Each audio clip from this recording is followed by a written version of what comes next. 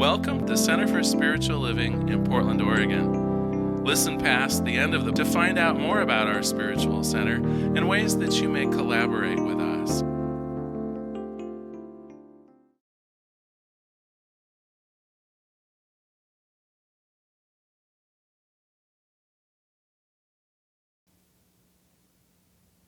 Good morning, and welcome to the Portland Center for Spiritual Living. Wherever you are on your spiritual journey, you're most welcome here. All that we ask is that you stay open to changing your entire life simply by changing your mind. I'm Reverend Larry King, the senior minister here, and thanks for joining us. I do have some announcements today before we get started. And first up, Happy Mother's Day.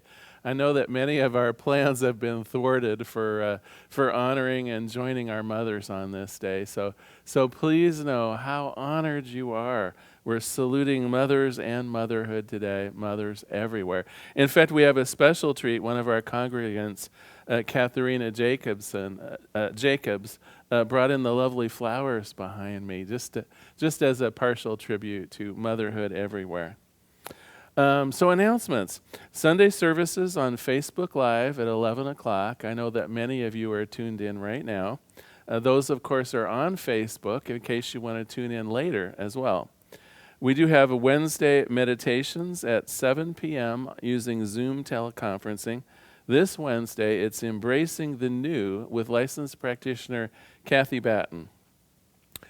Friday, we have lunch with Reverend Larry, also using Zoom at 11:30 a.m.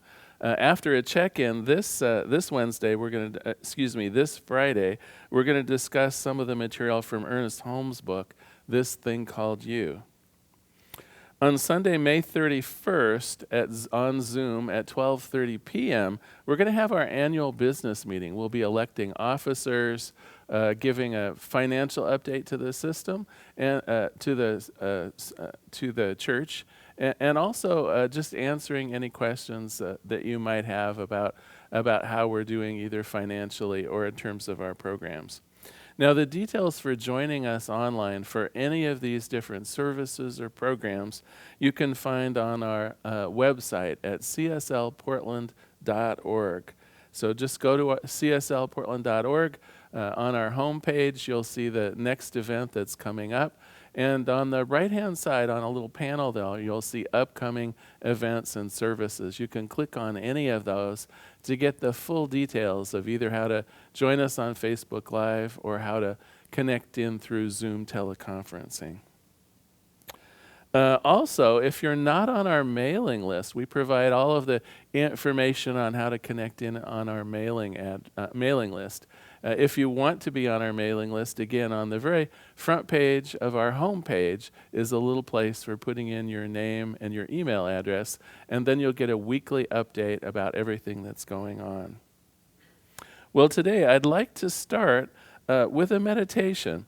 One of the things that's, I think, up for a lot of us right now is feeling like we're not at home even in our own lives. There's been enough disruption to what we considered to be normal that many of us are feeling loose, at odds with just life unfolding around us. And so I thought that perhaps a meditation on acceptance and non-attachment might be worthwhile today.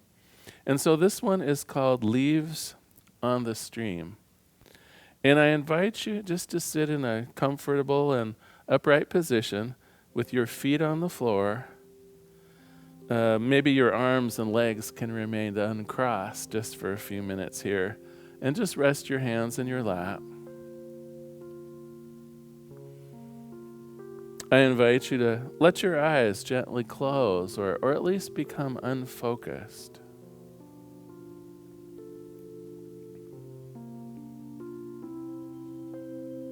Now a couple of gentle breaths in and out, and in and out. Just notice the sound and the feel of your own breath as you breathe in and out, in and out.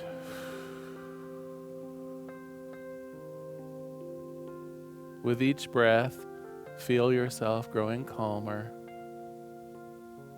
more centered. Just let go of anything that might be troubling you or bothering you. You can always pick it up later. Another breath in and out.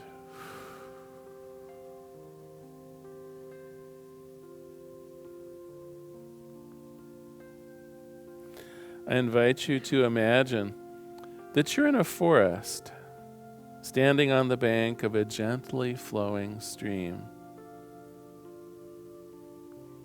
It's a warm, easygoing day, and sunlight filters down through the trees. It provides a soft and even light. It's the beginning of fall, and the forest is starting to come alive with color. Hues of red and yellow brighten the canopy overhead. Breathe in and notice the light scent of trees and forest.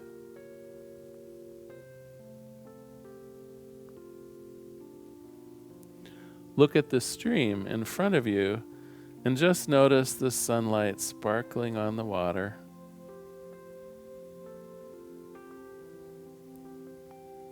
Hear the sounds of the water as it makes just gentle motions and noises against the rocks.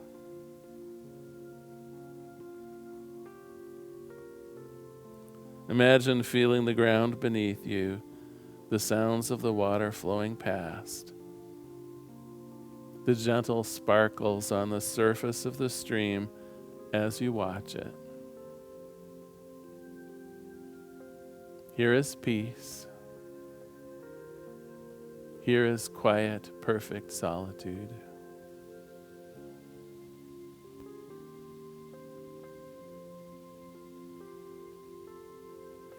Notice that there are leaves from the trees floating past on the surface of the stream. They're all of different shapes and sizes, colors and hues, just sliding by until they're out of sight down the stream. This is all you need to do for the moment. Just notice the leaves quietly passing by.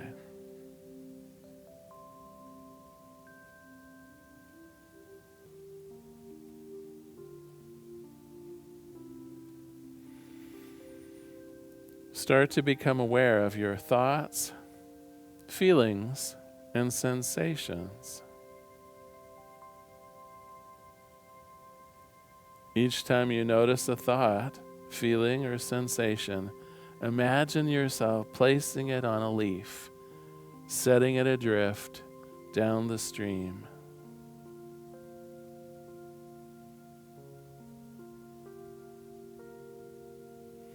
Do this regardless of whether the thoughts, feelings, or sensations are positive or negative, pleasurable or painful. Even if they're the most wonderful thoughts, place them on a leaf and watch them float by, fading from sight.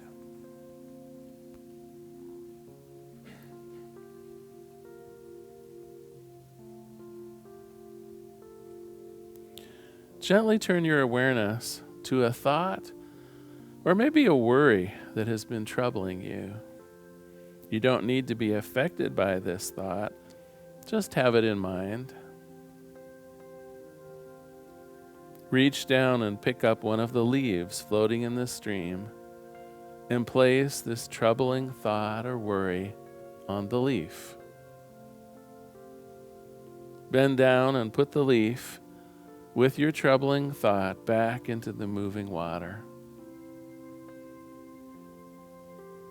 Watch as it floats away from you, further and further, further away until it's completely out of sight. And as it floats downstream, just be aware of how you're feeling. Just notice your thoughts and your feelings as you see that leaf with your troubles move down and away and out of sight.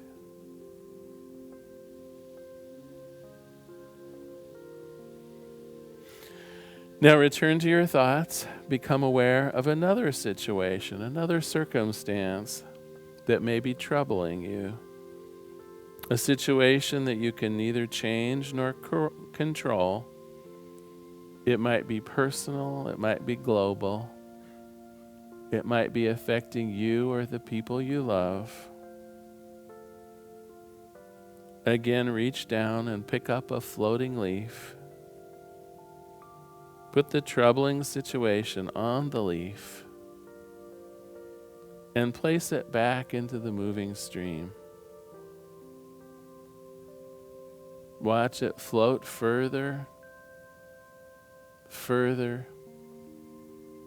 There it goes, just out of sight. And just notice how you feel as you bid farewell to that leaf and that trouble.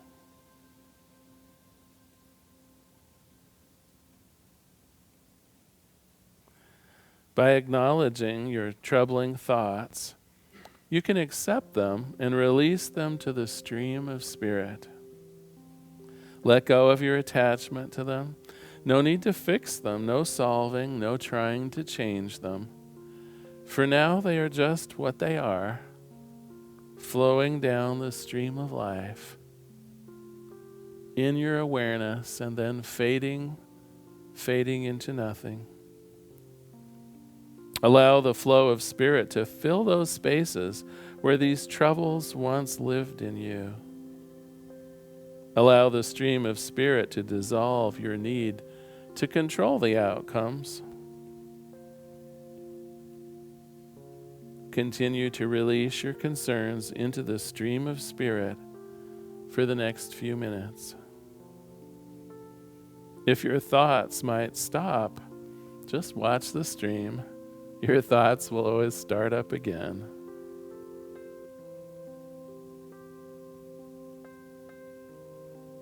If you have thoughts, feelings, or sensations about this meditation, place these on the leaves as well. See them fade from sight.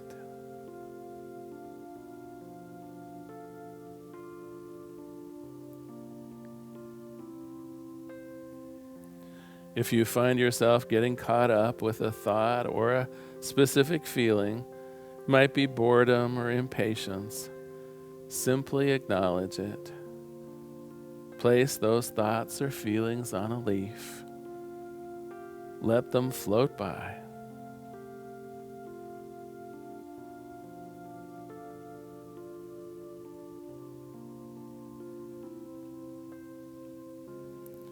It is normal and natural to lose track of yourself in this exercise.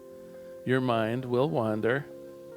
And when you notice yourself losing track, just bring yourself back to watching the leaves on the stream. So gently they float by. So gently life brings things into focus, only to have them fade again as they pass by.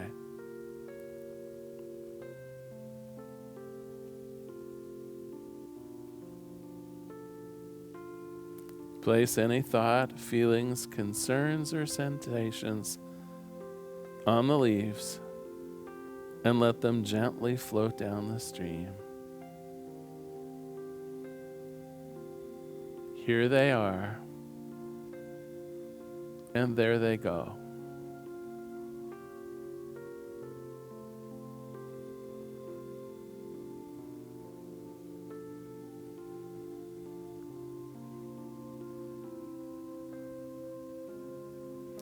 Well, now it's time to allow the image of the stream to dissolve. I invite you to slowly bring your attention back into the room. Feel yourself sitting in your chair. Notice the surroundings around you. Gently open your eyes. Feel free to give a little stretch. And welcome back.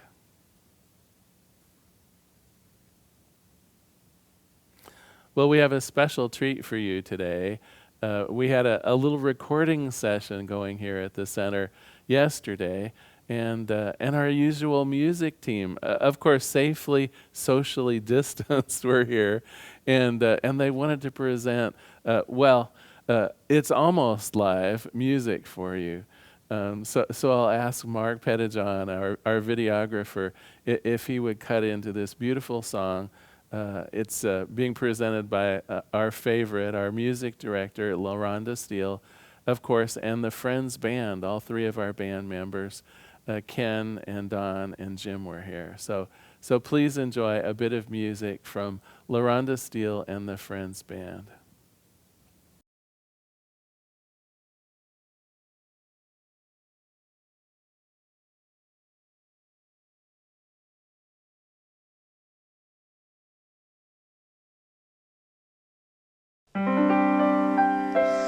Good morning from the Portland Center for Spiritual Living. I am LaRonda Steele. I'm here with the Friends Band. And this morning our offering is Karen Drucker's I Choose. What do I want my day to be? I choose.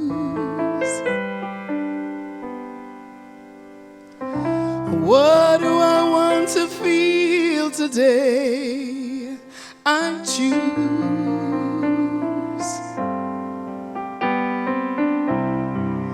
What do I want to be today? I choose. I choose.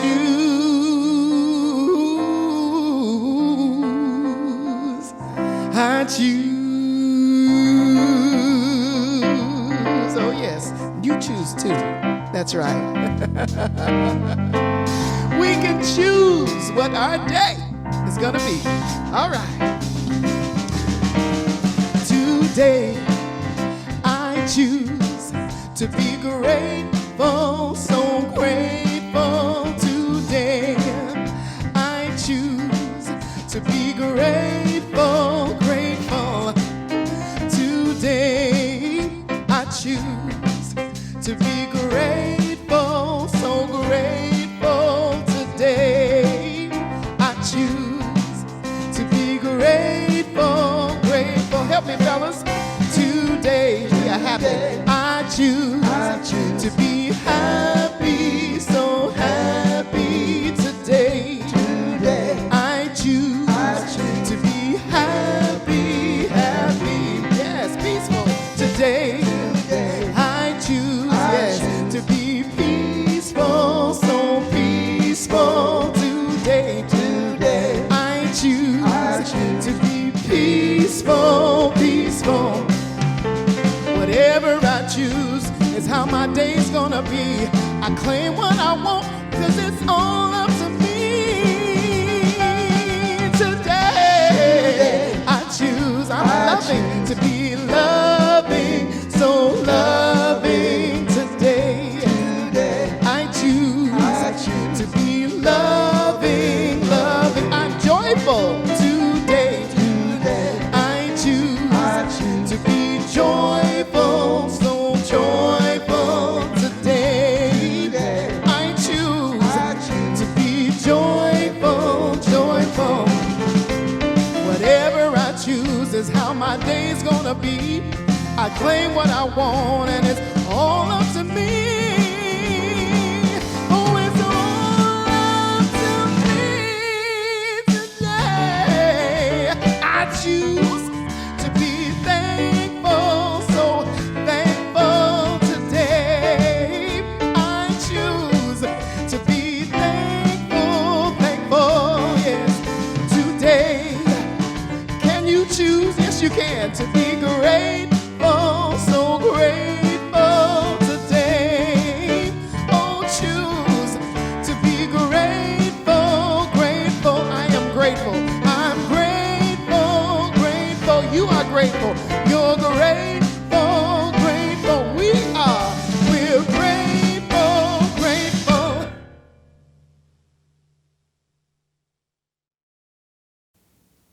So I hope you enjoyed that. We're hoping in the coming weeks that the state of Oregon will relax our occupancy troubles so that we can really bring together a full service for you, including music on Facebook Live. For now, we're limited to just a couple of us here in the sanctuary at a time. And so we've been doing a little pre-recording for you, and I hope you enjoyed that song by LaRonda Steele and the Friends Band. It was certainly their pleasure to come in yesterday separately and tape that for us. I'd also just like to mention that Ken Brewer also has been doing the musical backups to the meditations I've been doing. So thanks, Ken. Another lovely one today. Well, this month, as you know, we're focusing in on the idea of success. And I mean that in the broadest sense. Success in business, success in relationships, success in your leisure time, success in your health. Truly, whatever it is you're hoping to improve and become successful in, it's my plan to give you some tools and techniques for achieving that, for being able to experience that which you desire. Well, last week we had the overview to this. We talked about this being an auspicious time for success, that with great change also comes great opportunity. We also talked about what spiritual laws are. We're going to be covering 3 key spiritual laws of success this month. And so we talked about the idea of what a spiritual law is, that it works for everyone, everywhere, that it's consistent and reliable. And it also means that they're in effect, whether you're aware of them or not. And finally, and here's the key one that we're going to be most aware of this month, and that's we can use them. We can actually use them to improve our lives. Well, this week we're going to embark upon doing just that by exploring the spiritual law of cause and effect. We're going to see how we can put that to work for us to gain greater success in some area of our life. Well, the law is easy to state and understand. It simply goes like this. For every visible and tangible effect that we see in the world, there is an invisible mental cause behind it. And of course, you've heard me quote Ernest Holmes before when he says that our thoughts become things. And that's another way of stating the law of cause and effect. Our thoughts are the cause, and the things that they produce are the effects. Now, if you think about this, it actually explains why and how the things got to be the way they are in your lives right now.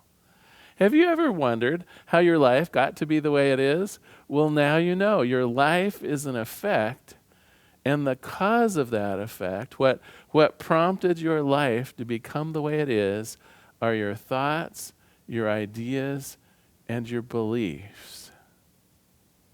Actually, I want to say it in even maybe a more startling way. Every single good thing that has ever happened to you, you have been responsible for.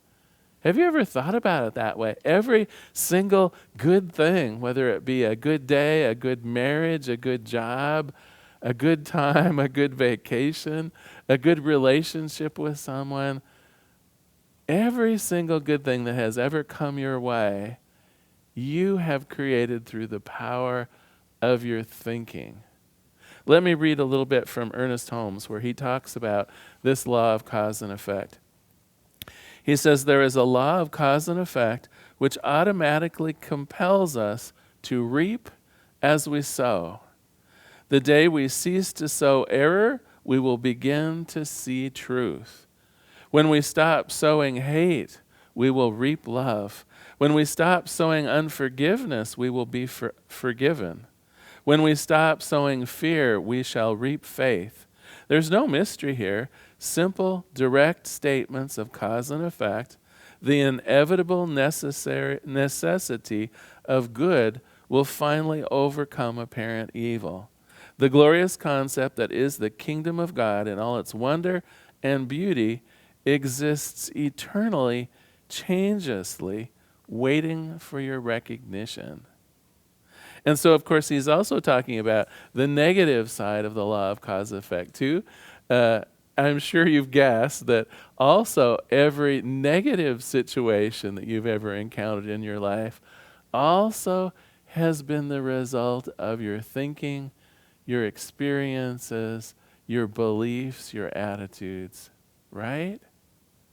So it's really a double-edged sword. Where we think, there goes our life. As we express our beliefs, our thoughts, our closely held ideas, as we express these into the world responds in like kind. You've heard it probably also said as what goes around comes around, meaning what goes around, what I put out, the vibes, if you will, the intentions, if you will, that which I put out comes back to me magnified. This too is another way of stating this law of cause and effect.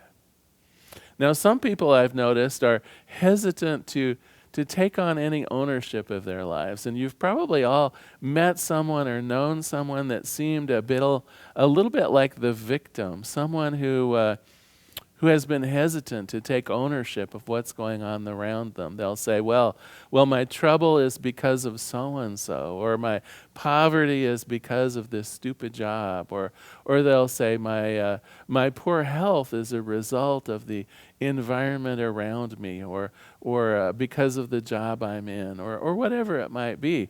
Well, the trouble with this is if we don't take ownership, if there isn't an acceptance of some of the negativity in our life, it's pretty hard for us to also have an acceptance and an ownership of the things that go well.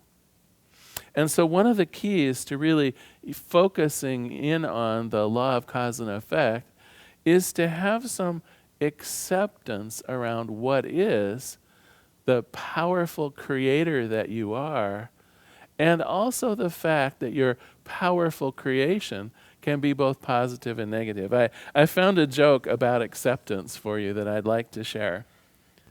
So a fellow is walking down the aisle of the grocery store when he's approached by a woman. "Good morning," she says. "I believe that you are the father of one of my children." Well, the man is taken aback, slightly horrified, but he's also a little aware of some of his escapades when he was in college. He starts to become defensive, but then decides ultimately maybe acceptance is the best choice. Well, he can only hope that his wife is as accepting. "Did I know you in college?" he asks, sensing his whole life about to change. "Oh, no, sir," she replied. "I'm just your son's teacher." And so the idea of acceptance, the idea of whatever we have created in life, be it good, be it questionable, be it harmful, there needs to be an element of acceptance in it for us to really use this power. We need to be able to accept that we can use the law of cause and effect, and that we have been using the law of effect. Again, every wonderful thing that has ever come to us, we have brought to us. Likewise, every negative or less than ideal issue that we have ever experienced, that too has been brought to us through the power of the law of the cause and effect and the thoughts and beliefs and ideas that we have placed in it. So that, as they say, is both the good news and the bad news. And I'll even use an example of my own awakening to this law. Many of you know that I've been, it's over 20 years now in a 12-step program. And when I think back to some of those early days in recovery in alcoholism, I had to accept the fact that I had created a mess of my life. What I wanted to do was to say I was a victim. What I wanted to do was say, I'm a victim of my circumstance. I'm a victim of a high-pressure job. I'm a victim of this substance that is so compelling and addictive. I'm a victim to the people around me that could have prevented me from slipping into this terrible disease. And I have to tell you, there were moments in the beginning when those kinds of thoughts of victimhood were very clear to me.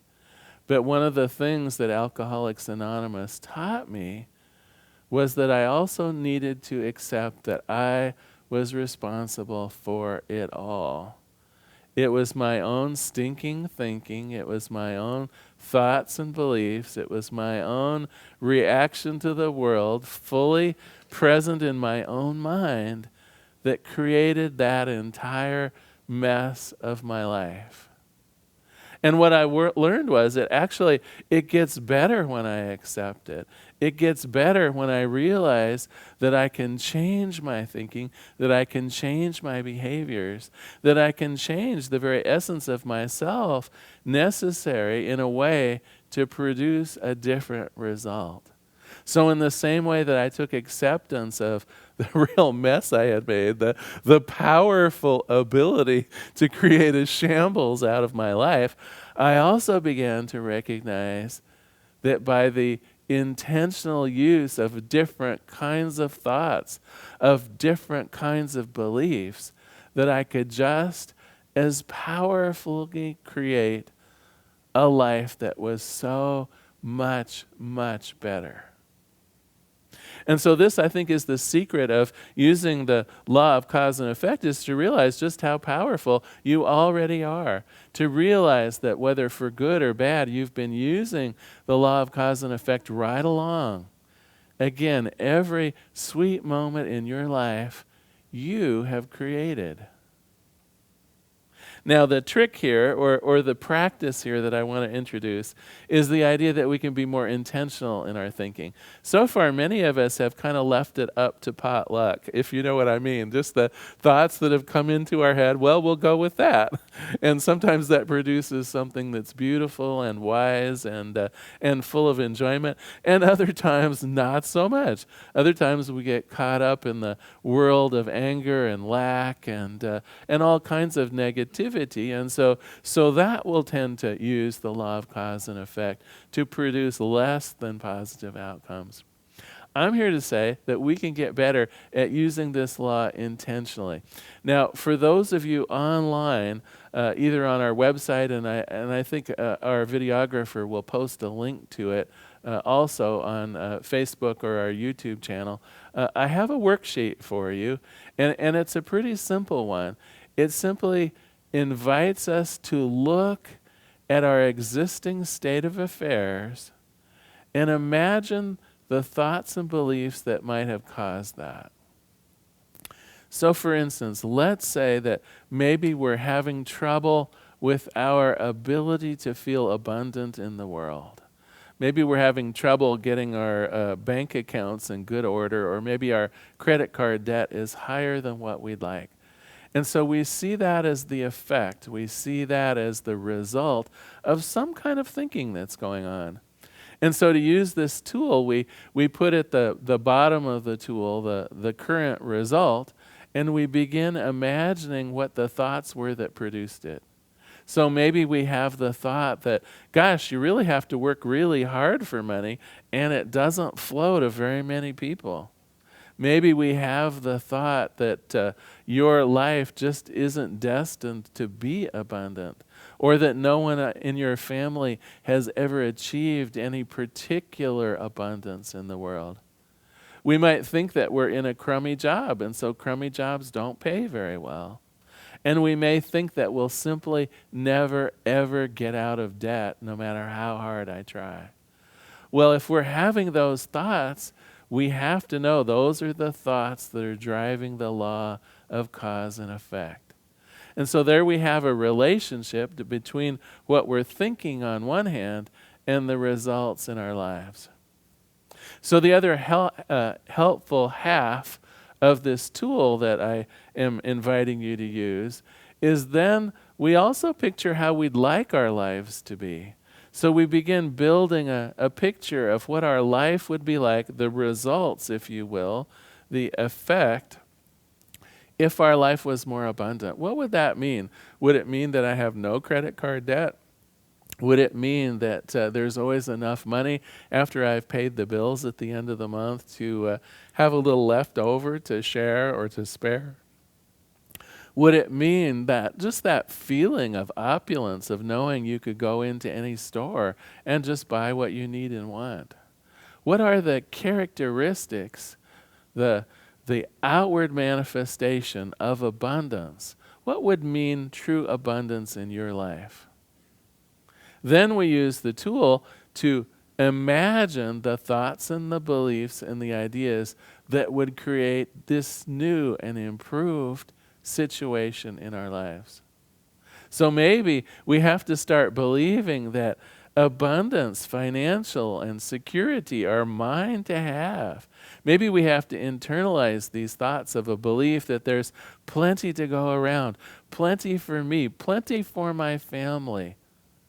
Maybe we have to believe as we're signing the checks for bills that there will always be enough, that there's plenty left over after I've accomplished paying bills for the month. Maybe we have to believe that our jobs will always compensate us fairly. And if they don't, maybe we're not in the right job. Maybe we need to find the calling that allows us to live that better life. So I hope you've seen how we can actually use this law of cause and effect in a more purposeful way. We imagine the life that we'd like to live, and then we imagine the thoughts that would help drive that. Now, I'm sure some of you have noticed there could possibly be a fly in the ointment here. How can we convince ourselves to believe something new that maybe we don't currently believe? That's the little trickery part here, right? Because so often we're in reaction to what we see around us. We notice that some of the bills are overdue because we haven't been able to pay them. Or we notice that we're out of work, and so therefore, how can we possibly expect to feel abundance in our lives? Well, what I'm here to tell you is it may take some mental maneuvering, and I'm not at all suggesting that we don't have to do things in the real world to bolster our safety and security. Of course we do, but mentally we need to shift the picture from one of lack, one of disease, one of misery. We need to shift that mental picture, the thoughts and ideas and beliefs, into something more positive. We need to begin looking at ourselves in the mirror and saying, here is a lovable guy. Here is an abundant woman. Here is someone who can and will and shall. Here is someone for whom the universe has prepared something glorious. And it may take some practice. They call them spiritual practices for a reason. I suspect we're never good right from the get-go. So it will take a little of our energy, a little of our practice to begin orienting our thoughts to provide that positive cause to see a more positive result. So in summary, today we talked about the law of cause and effect. Simply put, we experience what we think and we believe. Our thoughts become things. Behind every circumstance, behind every effect, is a mental cause. And our experience of life directly corresponds to our thoughts, our ideas, and our beliefs. So if predominantly we think the world is unsafe, if we predominantly think there's lack and misery and disease around us, it's almost inescapable that we won't be picking up that negativity and begin seeing the world through that lens. Our own lives starts to be infected with those beliefs and those outward appearances of lack and dismay, all of the negativity that we might wish to avoid. So instead, we orient our thoughts, our beliefs, our ideas, our oomph and our energy into the more positive. We begin seeking out the little pleasures and joys in life. We begin really holding on high and accepting in our own minds a life that's filled with love, that's filled with joy, that's filled with peace, that's filled with abundance. And we begin practicing that. If we notice our thoughts slipping over to the negative, we guide them more gently back to the positive. We stop the negative causes, those negative mental images and beliefs. We stop them as best we can, and instead we move towards the positive. We also learned that we have to accept our power. Whether we've used it well or whether we've used it negatively, powerful me, powerful you. We have created absolutely every good thing that has ever happened to us, and also every negative thing that has ever happened to us. We are that powerful as we use the law of cause and effect. We've also learned to use the law of cause and effect by determining what kinds of thoughts we would need to have to enjoy the life that we desire. And that's where that little worksheet can come in, that little 4-part worksheet, where we simply fill in the way our life is now. We anticipate the thoughts, the ideas and beliefs that caused what we're experiencing now. And then we begin to imagine how we would enjoy our life better. And then the thoughts, the beliefs, the ideas that more intentionally would produce that life of our desire. Well, I do have a bit of homework for you. For those of you who are, how do I want to say it, a little bit on the analytical side, people who like doing worksheets, people who like puzzling through and figuring out things, download the worksheet, please, and give it a try. See if you can work through one of these experiments on, first of all, seeing how your life got to be the way it is, and then projecting how you would like your life to be with the appropriate causal thoughts, beliefs, and ideas. And so that would be your homework for this week. Notice how your thoughts, beliefs, and ideas have created your current situation, and then begin building a list of thoughts, ideas, and beliefs that can create your ideal life. Well, I want to close today actually with a couple things. I do have a reading and prayer of Ernest Holmes, but after our collection, I also want to do a Mother's Day reading. I have a favorite poem of Maya Angelou's that I'd like to share with you on Mother's Day. So let's finish up our talk here, though. This is Ernest Holmes from the book This Thing Called You. And this is his final words of wisdom on cause and effect and a prayer. He says, "Nothing rewards or punishes you but the immutable law of cause and effect. There is no good which you cannot experience, provided you first embody and accept that good. There is no joy which you cannot reach, provided you first clear your consciousness of anything that would limit this joy in yourself or in others. Expect, accept, and you shall always receive." And then he goes on with a prayer.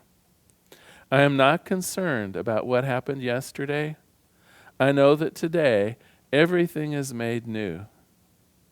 I let go of all sense of limitation. I divorce my thought from any belief in lack or disease. I repudiate the idea that I am poor, weak, sick, or unhappy. New conditions are being created for me. The power of the law of cause and effect creates conditions of harmony, happiness, peace, and joy. All circumstances and situations are now harmonized. Wherever I go, I shall meet peace, joy, and happiness. Whatever I do shall be done with reason and intelligence. I shall be surrounded by friendship, by beauty, by right action. My whole being responds to this conviction. Simply and with complete conviction, right now, I accept my freedom. And so it is. So thank you so much for being here today. Now is our time of conscious contribution. I invite you to take your gift in your hand or maybe be prepared to use our online donation service at cslportland.org. However it is you'd like to contribute today, I simply invite you to mentally place it over your heart and repeat after me. Graciously I give from a place of love, knowing that as I give, so do I richly receive. Thank you so much for your donations. I know that everyone is aware that our bills go on, and in order to keep our broadcasting going, to keep our building ticking along, even while very few people are in it, your contributions are so greatly welcomed. So back to Mother's Day. Again, I just want to honor all of the moms out there. And following my concluding remarks, we have another treat. Licensed practitioner Kathy Batten recorded a special Mother's Day prayer for you. So stay tuned for that. But I would like to share with you Maya Angelou's prayer and poem. It's called Mother, a Cradle to Hold Me. Mother, it is true. I was created in you. It is also true that you were created for me. I owned your voice. It was shaped and tuned to soothe me. Your arms were molded into a cradle to hold me, to rock me. The scent of your body was the air perfumed for me to breathe. Mother, during those early days, those dearest days, I did not dream that you had a life large, which included me, for I had a life which was only you. Time passed steadily. It drew us apart. I was unwilling. I feared that if I let you go, you would leave me eternally. You smiled at my fears, saying I could not stay in your lap forever. That one day you would have to stand, and where would I be? You smiled again, but I did not. And without warning you left me, but you returned immediately. You left again, and returned, I admit, most quickly, but relief did not rest with me easily. You left again, but returned. You left again, but returned. And each time you re-entered my world, you brought assurance. And slowly I gained confidence. You thought you knew me, but I did know you. You thought you were watching me, but I did hold you securely in my sight always, recording every moment, memorizing your smiles, tracing your frowns. In your absence, I rehearsed you, the way you had of singing on a breeze, while a sob lay at the root of your song. The way that you posed your head so that the light could caress your face. And when you put your fingers on my hand and your hand on my arm, oh, I was blessed with a sense of health, of strength, of such very good fortune. You were always the heart of happiness to me, bringing me nougats of glee, sweets of open laughter. And during the years when you knew nothing and I knew everything, I loved you still, condescendingly, of course, from my high perch of teenage wisdom. I grew older and was stunned to find how much knowledge you had gleaned, and so quickly. Mother, I have learned enough now to know that I have learned nearly nothing. And on this day, when mothers are being honored, let me thank you that my selfishness, ignorance, and mockery did not bring you to discard me like a broken doll. I thank you that you still find something in me to cherish, to admire, and to love. I thank you, Mother. I love you. And God bless everyone today. Thank you for joining us at the Center for Spiritual Living.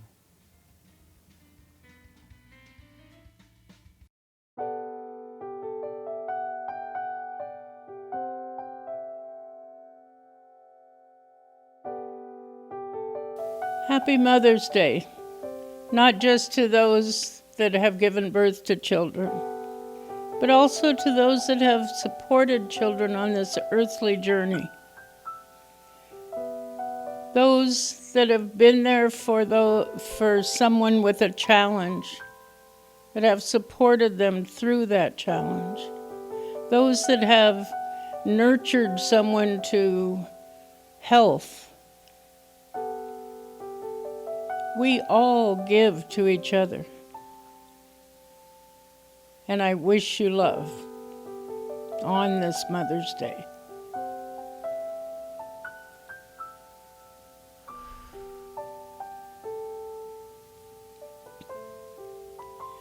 There is one power, one presence, the infinite presence of pure, unconditional love. And that one is also wisdom. It is peace, joy, harmony. It is an abundance of good. And that one is also the creator, the source of all life. It is life. It is the life force that flows through each and every one of us. That one creates of itself continuously, coming from love. I know that I am of that one. That one is the core of my being. It is the center, the essence of who I am. I am that love and peace, joy. And because I know that this is true of me, I also know it to be the truth of every life form. All of nature, all of humanity. We are all one. And so I speak my word for and about each and every one of you. That each of us knows who we are. Each of us recognizes within ourselves those traits of God. Love, peace, harmony, joy, all traits that we bring to the world. We go within and we access that higher self and we make it our reality. Because it is who we are. And as we create as one mind, as we create our perfect life, we are also creating a higher consciousness that expands throughout the world. We are all of that one mind, creating good, co-creating perfection. And I am so grateful to be a part of this, so grateful to know who I am and to know that I have the ability to create perfection in my life and the life of others.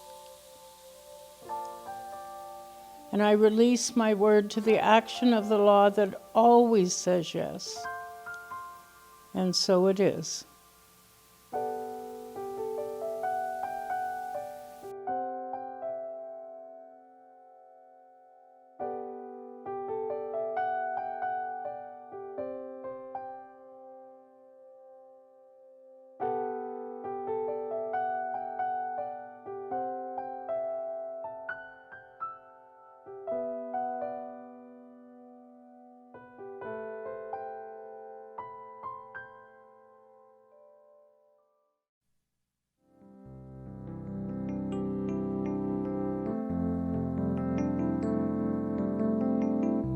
If you happen to be in the Portland, Oregon area, we'd love to have you visit in person. The Portland Center for Spiritual Living is located at 6211 Northeast Martin Luther King Jr. Boulevard.